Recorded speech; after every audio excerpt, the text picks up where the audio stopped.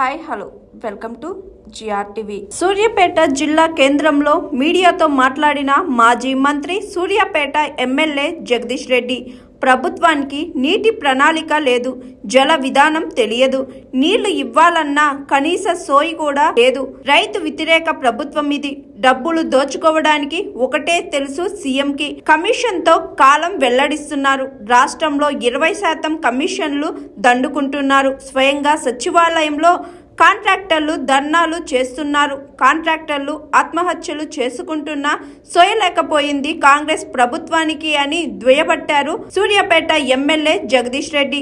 Media మిత్రులందరికీ నమస్కారం.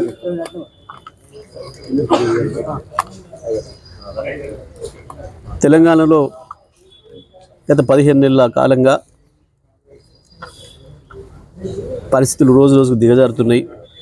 రాష్ట్ర ప్రభుత్వ పరిపాలన దిక్కులేనిదైంది. రాష్ట్రం ఒక అరాచకమైన పరిస్థితి వచ్చింది. ప్రజలకు ఇచ్చిన హామీల సంగతి పక్కన పెడితే,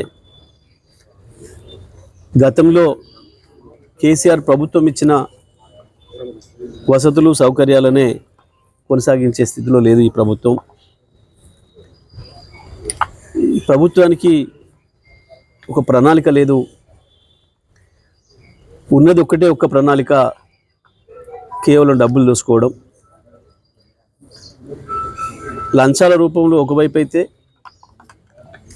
కమిషన్లు అనేది ఇవాళ సర్వసాధారణం అయిపోయింది. ఏ సాధారణమైన వ్యక్తిని పలకరించినా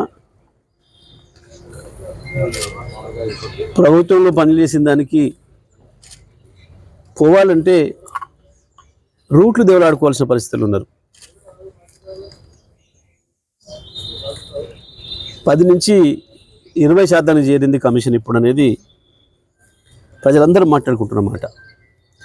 కాంగ్రెస్ నాయకులు ఎంత బుకాయించాలనుకున్నా, ఎంత తప్పించుకోవాలనుకున్నా తప్పించుకోలేని స్థితికి చేరుకుంది ఇవాళ రాష్ట్ర ప్రభుత్వం యొక్క అవినీతి మరక. స్వయంగా సెక్రటేరియట్లోనే, ఆర్థిక మంత్రి ఛాంబర్ ముందే కాంట్రాక్టర్లు పాపం నిరసన తెలపాల్సిన పరిస్థితి. మరొక వైపు మేము ఆత్మహత్యలు చేసుకుంటామని కూడా ప్రభుత్వానికి అల్టిమేటం ఇవ్వాల్సిన దుస్థితి ఈ రాష్ట్రంలో వచ్చింది. ఇది ప్రజలు ఏమాత్రం ఊహించింది కాదు. 10 సంవత్సరాల కేసీఆర్ పరిపాలన చూసిన ప్రజలకి ఇవాళ ఈ 15 నెలల పరిపాలన చూస్తే ఎంత బాధ కలుగుతుందో,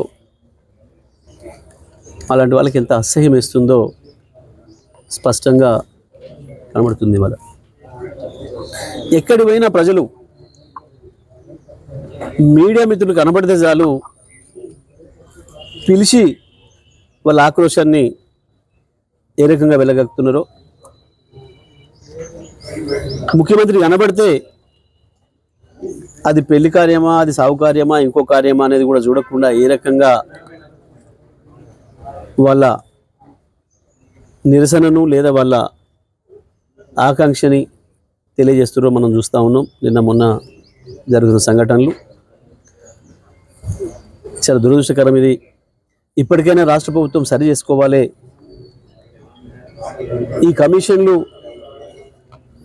మనం కర్ణాటకలో చూసినాం. ఇంత బహిరంగంగా కమిషన్లు తీసుకొని ఇబ్బందులు పెడుతున్నారు కాంట్రాక్టర్లు అన్న దాని మీదనే అక్కడ ప్రజలు ఆడ ప్రభుత్వాన్ని మార్చిండ్రు. దురదృష్టవశాత్తు ఇవాళ తెలంగాణలో అదే మళ్ళీ రిపీట్ అవుతుంది. ఈ కమిషన్ల దందాను వెంటనే ఆపాలని చెప్పి బీఆర్ఎస్ పార్టీగా మేము డిమాండ్ చేస్తున్నాం. కాంట్రాక్టర్లు ఎవరైతే ఉన్నారో పాపం చిన్న కాంట్రాక్టర్లు అందరూ వెంటనే ప్రతి ఒక్కరి బిల్లు చెల్లించాల్సిన బాధ్యత రాష్ట్ర ప్రభుత్వం పైన ఉంది. వాళ్ళని కాపాడాల్సిన బాధ్యత ఉంది. ఈ ప్రభుత్వం ఇప్పటి వరకు ఎన్ని బిల్లులు చెల్లించింది, కాంట్రాక్టర్లై ఎవరెవరికి చెల్లించింది బయట పెట్టాల్సిన అవసరం ఉంది. మేము డిమాండ్ చేస్తూ ఉన్నాం బీఆర్ఎస్ పార్టీగా. కేవలం పెద్ద కాంట్రాక్టర్లకు కొద్ది మందికి వాళ్ళకి ఎక్కువ కమిషన్ వచ్చే చోట మాత్రమే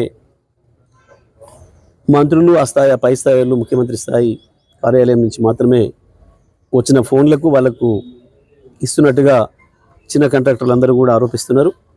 దీనిపైన వెంటనే శ్వేతపత్రం రిలీజ్ చేయాలి ప్రభుత్వం.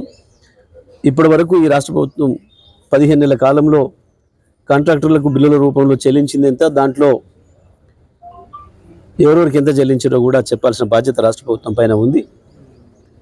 లేదు అంటే తప్పకుండా నిన్న కాంట్రాక్టర్లు ఏదైతే ఆరోపణ చేసిండ్రో, ప్రజలలో ఏదైతే చర్చ జరుగుతుందో అది నిజమనేది ఈ రాష్ట్ర ప్రభుత్వం కాంగ్రెస్ పార్టీ ఒప్పుకున్నట్టు అవుతుంది. అందుకే నేను ఆర్థిక మంత్రిని డిమాండ్ చేస్తున్నా, వెంటనే ఈ ఆరోపణలపైన శ్వేతపత్రం విడుదల చేయాలి. రాష్ట్ర ప్రభుత్వం నుంచి ఇప్పటివరకు కాంట్రాక్టర్లకు ఇచ్చిన డబ్బుల విషయంలో అసలు ఏం క్రైటీరియా తీసుకొని ఈ నిధులు రిలీజ్ చేస్తున్నారు? కేవలం ఎమ్మెల్యేల ఉత్తరాల మీదనా, లేదా మంత్రుల రికమెండేషన్ల మీదనా, ముఖ్యమంత్రి ఆఫీస్ నుంచి వచ్చిన రికమెండేషన్ మీదనా, ఏ పద్ధతి అవలంబిస్తున్నారు అనేది కూడా చెప్పాల్సిన బాధ్యత రాష్ట్ర ప్రభుత్వం పైన ఉందని చెప్పి నేను డిమాండ్ చేస్తా ఉన్నాను. తొందరలోనే శాసనసభ సమావేశాలు కూడా ప్రారంభం కాబోతున్నాయి. దాంట్లో కూడా ఈ అంశాన్ని మేము లేవనెత్తుతాం బీఆర్ఎస్ పార్టీగా. ఇంకా అనేక సమస్యలు ఉన్నాయి. వాస్తవానికి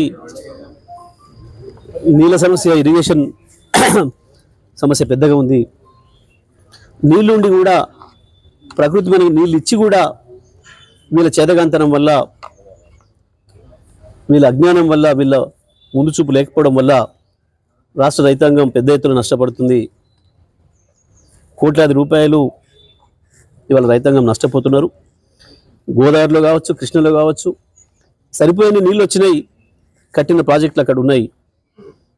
వాటిని నీళ్లు తేవడం చేతగాక నాశనం చేస్తున్నారు.